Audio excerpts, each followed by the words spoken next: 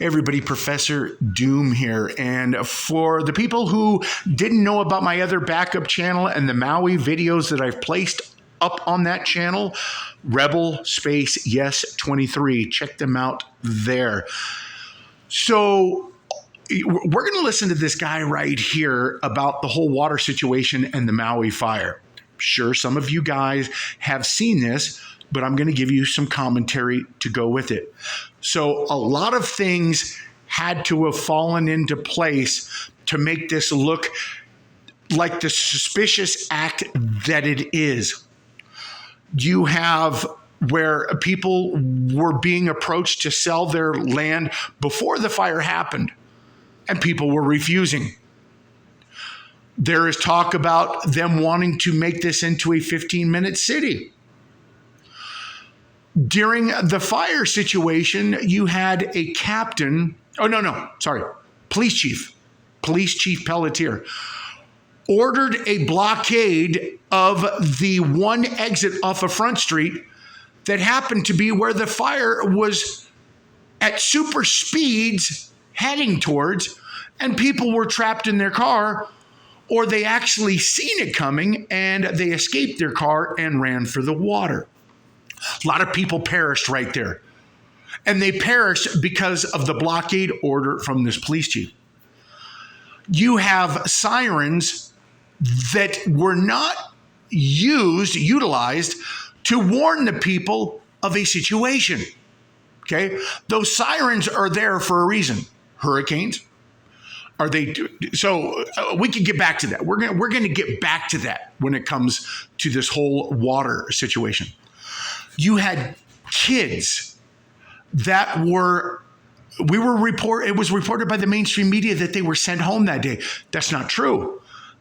Actually, the school website tells us that there was no school scheduled for that day. So they were all going to be staying home on August 8th. And I've already stated why that date is very significant when it comes to this event. Now you have all of these reports about real estate investors and speculators that are trying to get their hands on the property of the displaced survivors, and they're trying to do their thing. And you have, what is the other aspect of all of this? You have a governor who he's on camera saying that I'm thinking of ways that I can obtain this land. He's going to want to turn it into, partly leave it undeveloped, he says, as a memorial to the people who died. Why don't you let them keep their freaking property? It's theirs. Why do you want to worry about getting your hands on their property? So now, the other part to this whole thing is that you've had hurricanes in the past, and you have to ask yourself, when these hurricanes took place, why didn't the power lines come down then? Why didn't they come down before? So there's reports that the reason why this fire started is because the hurricane winds knocked down power lines, and the power line started a fire. So how many hurricanes has been in the past, and how many times did the electric companies shut down the power to prevent a fire from breaking out? And why wouldn't you cut the power line, especially when you revere water so much that you won't even use it to combat a fire? Let's listen to what he says. Or not. The commission is responsible per our authorizing statute to protect and manage all water resources in the state. One Water is like looking at it from a holistic system perspective. And that's not any different than how Hawaiians traditionally manage water. You know, in essence, Native Hawaiians treated water as one of the earthly manifestations of a god and a kua, kane. And so that reverence for a resource and that reciprocity in relationship was something that was really, really important to our worldview and well-being, right? And living in an island, isolated from other, civilizations. And so I think where it shifted to today or over time is that we've become used to looking at water as like something which we use and not necessarily something that we revere as that thing that gives us life, right? I mean, to me, it's a shift in value. So this is the excuse why water was not used to combat this fire. So I have some questions. Has there never been a fire on Maui before? Has there never been a fire on any of the Hawaiian Islands? You have an ocean surrounding your freaking island. Why wouldn't you have some system set up, okay, to keep separate from your drinking water to combat your fires? Now you're going to have to explain to all of these survivors who lost kids and loved ones and pets why you didn't want to use water to fight the fire.